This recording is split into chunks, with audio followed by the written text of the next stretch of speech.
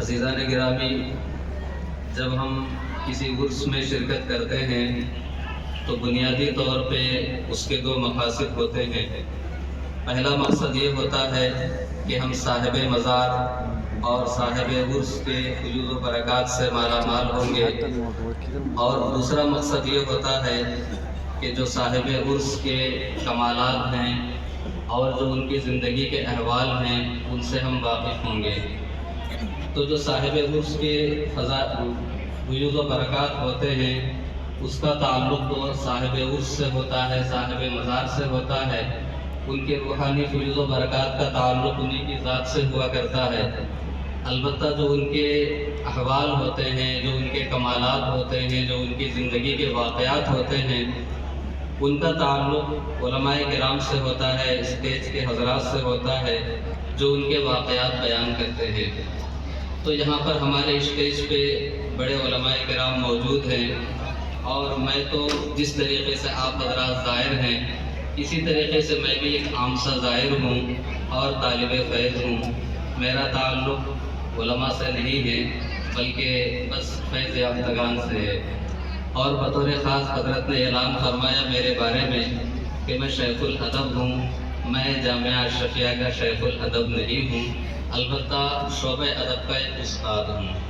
تو خیر، اس وضاحت کے بعد میں اپنی گفتگو کا آغاز کرتا ہوں کہ آج کے اس پروگرام کے ذریعے سے ہم اپنے علماء کرام، مشائخ اعظام اور اسلاف کرام کے احوال کو سمجھنے کی کوشش کریں گے، اور ان کے نقش قدم پہ چلنے کا جذبہ لے کر کے ہم یہاں سے جائیں گے۔ جب ہم کسی بھی انسان کی زندگی کا مطالعہ کرتے ہیں تو ہمیں یہ بات اچھی طرح سمجھ میں آتی ہے کہ ہر انسان کی نظریں کسی نہ کسی کی جلووں کی تماشائی ہوا کرتی ہے، اس کی جبین کسی کے کوچے کی تمنائی ہوا کرتی ہے، اس کا سر کسی کی محبتوں کا اسیر، کسی کی محبتوں کا سودائی ہوا کرتا ہے، اور اس کا دل کسی کی اداؤں کا شیدائی ہوا کرتا ہے۔ انسان چونکہ انس سے بنا ہے، اس بنیاد پہ انسان تنہا نہیں رہ سکتا، اس کے لیے کوئی مطمع نظر چاہیے، اس کے لیے کوئی مرکز عقیدت چاہیے، اس کے لیے کوئی قبلہ حاجت چاہیے۔ اس لیے انسان کسی نہ کسی سے اپنی زندگی کو وابستہ کرتا ہے اور اپنے دل کا تعلق جوڑ لیتا ہے۔ یہاں تک سارے انسان مشترک ہوا کرتے ہیں، یہاں سے جب آگے بڑھتے ہیں تو لوگ دو خانوں میں بڑھ جاتے ہیں۔ کچھ لوگ وہ ہیں جو کسی فانی سے اپنا تعلق جوڑتے ہیں تو فانی کے ساتھ تعلق جوڑ کر وہ خود بھی فانی ہو جاتے ہیں، اور انہیں میں کچھ ایسے بھی افراد ہوتے ہیں جو کسی باقی سے اپنا رشتہ جوڑ لیتے ہیں تو اس باقی سے وابستہ ہو کر کے خود بھی حیات جاویدانی حاصل کر لیتے ہیں اور وہ باقی رہ جاتے ہیں۔ آج ہم جس بزرگ کی یاد منانے کے لیے آئے ہیں ان کی زندگی کا بھی کچھ ایسا ہی حال ہے کہ انہوں نے اپنی زندگی کا تعلق اس رب دائم سے جوڑ لیا، اور رب دائم سے جوڑ کر کے حیات جاویدانی حاصل کر لی۔ یہ وہ مقدس نفوس قدسیہ ہیں کہ جن کے بارے میں قرآن کریم نے فرمایا کہ فَمَن يَكْفُرْ بِالطَّاغُوتِ وَيُؤْمِن بِاللَّهِ فَقَدِ اسْتَمْسَكَ بِالْعُرْوَةِ الْوُثْقَىٰ لَا انفصام لَهَا، کہ اللہ کے کچھ بندے وہ ہوتے ہیں جو شیطان کا انکار کر دیتے ہیں، اپنے نفس میں اور اپنے رگوں میں خون کی طرح دوڑنے والے شیطان کو نکال باہر پھینکتے ہیں اور اللہ پہ ایمان رکھتے ہیں، تو وہ لوگ ایک عروہ وثقیٰ سے، اللہ کی مضبوط رسی سے اپنے آپ کو جوڑ لیتے ہیں، اور وہ رسی ایسی مضبوط ہوتی ہے کہ جو کبھی نہ کھلنے والی ہوتی ہے اور نہ کبھی وہ رسی ٹوٹ سکتی ہے۔ یہی وجہ ہے کہ ان کی دوستیاں ہوتی ہے، ان کے جو تعلقات ہوتے ہیں۔ دنیا میں ہم دیکھتے ہیں کہ جب تعلق قائم ہوتا ہے تو لوگ نجی مقاصد کے لیے تعلق کرتے ہیں، دنیاوی مفادات کے لیے تعلق کرتے ہیں، وہ تعلق دنیا ہی میں ٹوٹ جاتا ہے۔ لیکن جو لوگ اللہ کے نام پہ اپنا رشتہ جوڑتے ہیں، قرآن کہتا ہے الاخلاء یومئذ بعضهم لبعض عدو الا المتقین، کہ جب قیامت کا دن آئے گا تو سارے دوست دوستیاں ختم کر دیں گے، لیکن جن کی دوستی اللہ کے نام پہ ہوئی ہے، جنہوں نے دوستیوں کا معیار اللہ کی ذات کو بنایا ہے، قیامت کے حوادث بھی ان کی دوستی کو ختم نہیں کر سکتے، بلکہ جس دنیا میں دوست بن کے رہا کرتے تھے، قیامت کے دن بھی وہ دوست بن کر کے رہیں گے۔ ضرورت اس بات کی ہے کہ ہم اپنا تعلق اللہ سے جوڑے اور اللہ سے تعلق کو، اللہ کی محبت ہی کو اپنے تمام دوستیوں کا معیار بنائے۔ جب اس مقصد کے تحت ہماری زندگی گزرے گی تو وہی ہوگا جو ہمارے اسلاف کرام نے فرمایا کہ ما دام للہ اتصل، ما کان للہ دام واتصل وما کان لغیر اللہ انقطع وانفصل، یعنی جو چیز اللہ کے نام سے جڑ جاتی ہے وہ دائم بھی رہتی ہے اور متصل بھی رہتی ہے، اور جو چیز غیر اللہ کے نام پہ قائم ہوتی ہے نہ اس کے اندر دوام ہوتا ہے اور نہ ہی کوئی استمرار ہوا کرتا ہے۔ تو ہمارے بزرگان دین کی زندگی سے ہمیں یہ سبق ملتا ہے کہ اللہ سے دوستی کی جائے اور اللہ کے نام پہ دوستی کی جائے، بس یہی دو چیزیں ہیں جو ان کی زندگیوں سے ہمیں ملتی ہے۔ آئیے میں آپ کو قرآن کریم کی روشنی میں سمجھاؤں کہ اللہ کی محبت، اللہ سے دوستی کتنی اہمیت رکھتی ہے۔ قرآن کریم میں اللہ تعالیٰ ارشاد فرماتا ہے والذین آمنوا اشد حبا للہ، جو ایمان والے ہوتے ہیں وہ اللہ سے بے انتہا محبت کرتے ہیں۔ کائنات میں کوئی بھی چیز ہوتی ہے اس کی تین کیفیتیں ہوتی ہیں، ایک کیفیت ذوق کی ہوتی ہے، ایک کیفیت اعتدال کی ہوتی ہے، ایک کیفیت شدت کی ہوا کرتی ہے۔ ایک گلاس پانی لے لیجئے، اس کی گرمی کو دیکھیے تو کبھی پانی اتنا گرم ہوگا کہ اس کے اندر ٹھنڈک نہیں ہوگی، بس وہ ٹھنڈا نہیں ہوگا، بس تھوڑا سا گرم ہوگا، اس کو کہیں گے کہ ہلکا سا گرم پانی ہے۔ لیکن کچھ پانی ایسے بھی آپ کو ملیں گے جو اتنے گرم ہوں گے کہ اسے آپ چائے کی طرح پی سکتے ہیں، گھوٹ گھوٹ پی سکتے ہیں، ایک بارگی نہیں پی سکتے، اس کی گرمی کو اعتدال کی گرمی کہہ سکتے ہیں۔ لیکن اسی کے بالمقابل ایک ایسا گلاس بھی پانی کا آپ کو مل سکتا ہے جو اتنا گرم ہو کہ اس کو آپ پی نہیں سکتے، اس میں آپ انگلی ڈالیں گے تو آپ کی انگلی جل سکتی ہے، آپ کو نقصان ہو سکتا ہے۔ ایک ہی گلاس پانی ہے، اس کے اندر جو گرمی ہے کبھی ذوق کی حالت میں، کبھی اعتدال کی حالت میں، کبھی شدت کی حالت میں، اس طرح دنیا کی کوئی بھی چیز ہوتی ہے تو اس کی تین کیفیتیں بن جاتی ہے، ضعیف حالت، اعتدال کی حالت، شدت کی حالت۔ ان تین کیفیات کو سمجھنے کے بعد قرآن کریم کی اس آیت کریمہ کی طرف رجوع کرے جس کی میں نے تلاوت کی۔ اللہ تعالیٰ فرماتا ہے والذین آمنوا اشد حبا للہ، جو ایمان والے ہوتے ہیں وہ اللہ سے دوستی کرتے ہیں، اللہ سے محبت کرتے ہیں۔ وہ محبت معمولی نہیں ہوتی ہے، عام درجے کی محبت نہیں ہوتی ہے، بلکہ وہ اللہ سے بے انتہا محبت کرتے ہیں، اتنی محبت کرتے ہیں کہ اب اس کے آگے کوئی محبت کا تصور ہی نہیں ہو سکتا ہے۔ اسٹیج پہ علماء کرام بھی موجود ہے، یہاں پہ میں یہ بات بھی کہنا چاہوں گا کہ قرآن کریم میں جو لفظ شدت آیا ہے اس کو قرآن نے اشدو کہا ہے، یعنی شدت بھی بہت زیادہ ہوتی ہے، یعنی اولیاء کرام جو اللہ کے نیک بندے ہوتے ہیں وہ اللہ سے اتنی محبت کرتے ہیں کہ اب اس کے آگے کسی محبت کا تصور نہیں کیا جا سکتا۔ سبحان اللہ، سبحان اللہ، محبت کر سکتے ہیں وہ ساری کی ساری محبت اللہ کے نام کر دیتے ہیں تو اب ان کے دل میں کسی اور کی کوئی گنجائش ہی نہیں ہوتی ہے۔ یہ قرآن کی تعلیم ہے، قرآن نے یہ پہچان دی ہے کہ جو ایمان والے ہوتے ہیں وہ اللہ سے اتنی محبت کرتے ہیں۔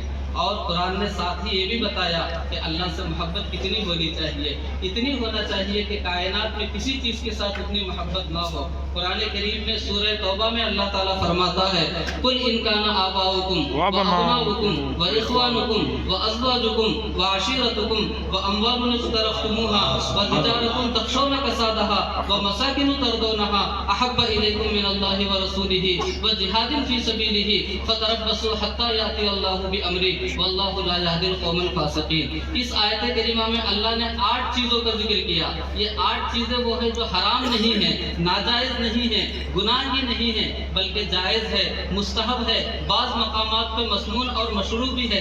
اللہ نے 8 چیزوں کی محبتوں کا ذکر کیا کہ تم اپنی اولاد سے محبت کرتے ہو، اپنے باپ دادا سے محبت کرتے ہو، بھائیوں سے محبت کرتے ہو، بیویوں سے محبت کرتے ہو، خاندان والوں سے محبت کرتے ہو، اپنے جمع شدہ مال سے محبت کرتے ہو، سامان تجارت سے محبت کرتے ہو، اپنے خوبصورت مکانات سے محبت کرتے ہو۔ ان تمام چیزوں کا ذکر کرنے کے بعد فرماتا ہے کہ اے لوگو، اگر ان چیزوں کی محبت اللہ کی محبت پہ غالب آ رہی ہے فَتَرَبَّصُوا حَتَّىٰ يَأْتِيَ اللَّهُ بِأَمْرِهِ، تو پھر اللہ کے عذاب کا انتظار کرو۔ اللہ کبھی اس بات کو پسند نہیں فرماتا کہ دنیا کی کسی حلال اور جائز چیز کی بھی محبت اللہ کی محبت پہ غالب آ جائے۔ سب سے زیادہ تمہیں اللہ سے محبت کرنی ہے، جب تم سب سے زیادہ اللہ سے محبت کرو گے تب تم کامیاب ہو سکتے بے شک سبحان اللہ اسلاف کرام قرآن کریم کی اسی آیت کی ترجمانی کرتے تھے کہ انہوں نے اپنی ساری زندگی اللہ کے نام کر دی، نتیجہ یہ ہوا کہ اللہ نے ان کی محبت ہمارے دلوں میں ڈال دی۔ تو جب ان کا عرس ہوتا ہے یا عرس نہیں ہوتا، عام دن بھی ہوتے ہیں، ہم دنیا کے کسی بھی گوشے میں رہتے ہیں، ہمارے دل ان سے جڑے ہوئے ہوتے ہیں، اس لیے کہ انہوں نے سبحان اللہ۔ تو ضرورت اس بات کی ہے کہ ہم ان اولیاء کرام کے نقش قدم پہ چلے جو صرف اللہ سے محبت کرتے ہیں، اور ان اولیاء کرام کے نقش قدم پہ چلے جو اللہ کی محبت کو معیار ایمان سمجھتے ہیں۔ قرآن کریم کے بعد آگے بڑھتے ہیں، اللہ رب العزت نے حدیث پاک میں ان لوگوں کا ذکر کیا گیا جو ایمان کی حلاوت پا لیتے ہیں۔ بخاری شریف کی مشہور حدیث ہے، حدیث پاک میں حضور صلی اللہ علیہ وسلم فرماتے ہیں کہ ثلاثن من کن فیہ وجد حلاوت الایمان، تین چیزیں ایسی ہوتی ہیں کہ جن کے اندر یہ تین چیزیں پالی جائے ان کو ایمان کی حلاوت مل جاتی ہے۔ فرمایا وہ تین چیزیں کیا ہیں؟ وہ تین افراد کون ہیں جو تین چیزوں کی بنیاد پہ حلاوت ایمان پا لیتے ہیں؟ فرمایا ان یکون اللہ ورسولہ احب الیہ مما سواہما، کہ پہلا وہ بندہ جو اللہ و رسول سے سب سے زیادہ محبت کرتا ہے، اللہ سے زیادہ کسی اور سے محبت نہیں کرتا، اللہ کے رسول سے زیادہ کسی اور سے محبت نہیں کرتا۔ سبحان اللہ۔ اس کے آگے فرمایا وَأَلَّا يُحِبَّ أَحَدًا إِلَّا لِلَّهِ، دوسرا وہ بندہ جو کسی سے محبت کرتا ہے تو وہ صرف اس بنیاد پہ محبت کرتا ہے کہ اللہ کا محبوب بندہ ہے، اس نے اپنی زندگی اللہ کے نام کر رکھی ہے، اس نے اپنا سارا مال اللہ کی راہ میں لٹا دیا ہے، اس نے اپنی زندگی کا معیار اور مقصد اللہ کی ذات کو بنا لیا ہے، اس بنیاد پہ ہم اس سے محبت کرتے ہیں۔ جو اس درجے کا آدمی ہوتا ہے اسے بھی حلاوت ایمان مل جاتی ہے۔ پھر اس کے آگے تیسرے مقام پہ فرمایا وَأَن يَكْرَهَ أَن يَعُودَ إِلَى الْكُفْرِ كَمَا يَكْرَهُ أَن يَعُودَ أَن يُقْذَفَ فِي النَّارِ، فرمایا کہ تیسرا وہ آدمی جو کفر کی جانب پلٹنا ایسے ہی ناپسند کرتا ہے جیسا کہ وہ اس بات کو ناپسند کرتا ہے کہ اسے جلتی ہوئی آگ کے اندر ڈال دیا جائے۔ تو اس حدیث پاک میں فرمایا گیا کہ وہ آدمی حلاوت ایمان کو پا لیتا ہے جس کا دل یاد الہی سے معمور ہوا کرتا ہے، وہ آدمی حلاوت ایمان کو پا لیتا ہے جس کا دل محبت الہی سے معمور ہوا کرتا ہے، وہ آدمی حلاوت ایمان کو پا لیتا ہے جو دنیا میں کسی سے بھی محبت کرتا ہے تو صرف اللہ کے نام پہ کرتا ہے، اللہ کے علاوہ کسی اور وجہ سے نہیں کرتا ہے۔ یہ قرآن کی تعلیمات ہے، یہ حدیث کی تعلیمات ہے جو ہمیں بتاتی ہے کہ اللہ سے محبت کرنے کی ضرورت ہے، اور یہی محبت ہماری کامیابی کا ذریعہ ہے۔ چونکہ یہ عرس کا موقع ہے، یہ ایک ولی کی بارگاہ میں ہم آج حاضر آئے ہیں، تو میں آپ کو بتانا چاہوں گا کہ ہمارے اولیاء کرام، اسلاف کرام، صحابہ کرام کس طور پہ اللہ سے محبت کیا کرتے تھے۔ حضرت صدیق اکبر رضی اللہ تعالیٰ عنہ کی زندگی کا واقعہ ہے۔ یہ ایک مرتبہ حضور صلی اللہ تعالیٰ علیہ وسلم کہیں تشریف لے گئے، قضائے حاجت کے لیے ضرورت سے تشریف لے گئے۔ اس کے بعد کیا ہوا، نماز کا وقت ہونے لگا، لوگ حضرت صدیق اکبر کے پاس تشریف لائے اور عرض کرنے لگے کہ آپ مصلی امامت پہ بیٹھ جائیں۔ یہ ایک روایت یہاں پہ ملتی ہے، ایک اور روایت حضور صلی اللہ تعالیٰ علیہ وسلم کی حیات ظاہری کے آخری ایام کی ملتی ہے۔ تقریباً دونوں کا واقعہ ایک جیسا ہے۔ حضرت صدیق اکبر مصلی امامت پہ بڑھ گئے، اس کے آگے جب آپ نے نماز شروع کر دی، سرور کونین صلی اللہ تعالیٰ علیہ وسلم دوران نماز ہی تشریف لے آئے۔ اس کے آگے جو بخاری شریف کی روایت ہے، اس کے جو الفاظ ہے، اس میں حضرت صدیق اکبر کی نماز کا ذکر ہے کہ حضرت صدیق اکبر جب اللہ کی بارگاہ میں کھڑے ہو جاتے تھے، خدا کے حضور حاضر ہو جاتے تھے، نماز شروع کر دیتے تھے، تو کیا استغراقی کیفیت ہوتی تھی، کیا انہماک کا عالم ہوتا تھا۔ روایتوں میں آیا ہے وَكَانَ لَا يَلْتَفِتُ فِي صَلَاتِهِ، جب وہ خدا کی بارگاہ میں ہوتے، اللہ کے حضور حاضر ہوتے، وہ کسی کی طرف توجہ نہیں کرتے، یہاں تک کہ رسول کائنات صلی اللہ علیہ وسلم تشریف لے آئے۔ صحابہ کو احساس ہوا، لیکن حضرت صدیق اکبر یاد الہی میں اتنے مصروف ہیں کہ جب صحابہ کرام نے پیچھے سے آواز دی اور جب ان کو متوجہ کیا تو حضرت صدیق اکبر متوجہ ہوئے۔ حضور نے اشارہ کیا، امکس مکانک، اشارے سے بتایا کہ اے ابو بکر اپنی جگہ کو مت چھوڑنا، پیچھے مت آنا۔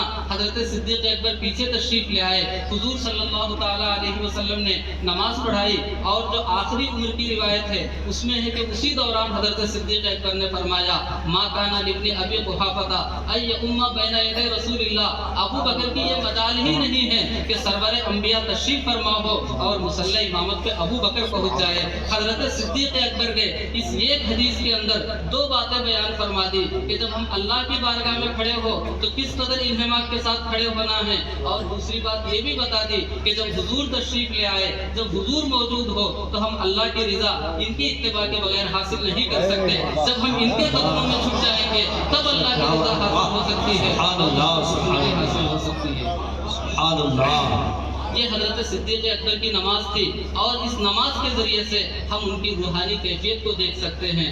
और ये हमारे लिए सआदत की बात है कि हमारा सिलसिला नक्शबंद उसी सिद्दीक अकबर रज़ियल्लाहु ताला अन्हु से जाबिल है, जो खुदा की बारगाह में हाजिर होते हैं तो इस कदर इन्हिमाक और इस्तिग़राक़ के साथ वो नमाज अदा कर रहे हैं। नारे तकबीर, नारे रिसालत, या रसूल अल्लाह, फैज़ाने हुजूर शेखुल मशाइख जिंदाबाद, उर्से हुजूर शेखुल मशाइख, जिंदाबाद, नारे तकबीर, अल्लाहु अकबर, नारे रिसालत। या रसूल अल्लाह। मैं चंद बातें बताकर अपनी गुफ्तगू को खत्म करना चाहूँगा। इसी सिलसिले नक्शबंदिया के एक मशहूर तरीन बुजुर्ग हजरत बायज़ीद बुस्तामी रज़ियल्लाहु ताला अन्हु हैं। अरबी किताबों में जो इनका नाम लिखा है वो अबू यजीद है, लेकिन उर्दू में जो कहते हैं तो वो बायज़ीद कहते हैं। बिस्ताम और बुस्ताम दोनों कहते हैं। तो हजरत बायज़ीद बिस्तामी या बुस्तामी रहमतुल्लाह अलैह की ज़िंदगी के जो वाक़यात किताबों में लिखे हैं, रिसाला कुशैरी के अंदर है और दीगर कुतुब तसव्वुफ़ में और अहवाल सूफिया की किताबों में जो इनके वाक़यात लिखे हैं और जो इनके हुब्बे इलाही के वाक़यात लिखे हैं, उन वाक़यात को सुने तो महसूस होता है कि खुदा से मोहब्बत किस तौर पे की जाती है। हजरत बायज़ीद बुस्तामी रज़ियल्लाहु ताला अन्हु की खिदमत में एक शख्स रहा करता था। कमोबेश 32 साल गुजर गए, ये खादिम रहा करता था। हजरत बायज़ीद बुस्तामी जब भी घर में दाखिल होते, जब भी घर से बाहर निकलते, उस खादिम से पूछते तुम्हारा नाम क्या है। वो खादिम रोजाना अपना नाम बताता। एक दिन वो खादिम कहने लगा कि हुजूर आपकी खिदमत में मुझे 32 साल गुजर गए, रोजाना आप नाम पूछते हैं, आपको मेरा नाम याद नहीं रहता। तो हजरत बायज़ीद बुस्तामी ने फरमाया कि भला मुझको तुम्हारा नाम कैसे याद रहेगा, जबकि बायज़ीद को खुद अपना ही हाल मालूम नहीं है। वो याद इलाही में इतना फना हो चुका है कि उसे न अपने नाम की खबर है, न जिंदगी की खबर है, न अहवाल की खबर है। तो भला बताओ तुम्हारा नाम कैसे याद रहेगा। ये हजरत बायज़ीद बुस्तामी रहमतुल्लाह अलैह है। एक मर्तबा वो कोई चीज खा रहे थे, था या कोई और चीज थी जिसको वो तनावुल फरमा रहे थे। तो किसी ने कहा कि आप इसे क्यों खा रहे हैं, इसको खाने से दिमाग कमजोर हो जाता है, इसको खाने से हाफिजा कमजोर हो जाता है, इसको खाने से याददाश्त मुतासिर हो जाती है। तो हजरत बायज़ीद बुस्तामी ने फरमाने लगे तब तो ये मेरे लिए दवा की हैसियत रखती है, ये चीज मेरे लिए इससे ज्यादा बेहतर कोई और चीज नहीं हो सकती। इसलिए कि बायज़ीद को कुछ याद रखने की जरूरत ही नहीं है, बस यार बायज़ीद एक को जानता है और उसी को जानता रहेगा, उसी के लिए जिएगा, उसी के लिए मरेगा, मुझे किसी को याद रखने की कोई ये हजरत बायज़ीद बुस्तामी रहमतुल्लाह अलैह है, जो याद इलाही में इतने मसरूफ थे कि उन्हें किसी और की जरूरत ही नहीं थी। एक बुजुर्ग के पास से उनका गुजर हुआ जिनका नाम हजरत यहया इब्ने मुआज़ है। उन्होंने शुक्र की कैफियत का जिक्र किया, फरमाने लगे कि शरीफ तू कासल कुब्बी फसकिर, कि मैंने जो है जामे मोहब्बत पिया, मैंने शराब मोहब्बत पी, उसका नतीजा ये हुआ कि शुक्र की कैफियत में आ गया और मुझ पे जो मदहोशी तारीफ हुई वो खत्म होने का नाम नहीं लेती। तो हजरत बायज़ीद बुस्तामी रहमतुल्लाह अलैह अपने बारे में फरमाते हैं गैर का शरीब बुहूर समाई वल अर्दी व हुआ लम यरतबी बादू व लिसानुहु खारिजुल यक़ूलु हल मिन मज़ीद, कि तुमने एक मर्तबा जामे मोहब्बत पी लिया, एक मर्तबा शराब मोहब्बत पी ली तो शुक्र की कैफियत तारीफ हो गई। और यहाँ पे मेरा हाल ये है कि आसमान और जमीन में जितने भी शराब मोहब्बत हो सकते हैं, जितने भी जामे मारिफत हो सकते हैं, वो सब मैंने पी डाले हैं, उसके बावजूद मेरी प्यास से कि बुझने का नाम नहीं लेती, खत्म होने का नाम नहीं लेती। फिर भी मेरी जुबान कृष्णा नबी के साथ बार बार कह रही होती है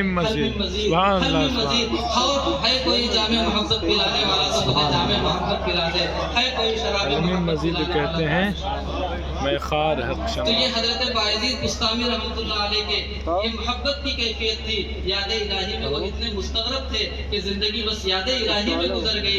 वल्लज़ीना आमनू अशद्दु हुब्बन लिल्लाह, जिसको कुरान बयान कर रहा है वो हजरत बायज़ीद बुस्तामी रहमतुल्लाह अलैह की जिंदगी हम देख रहे हैं।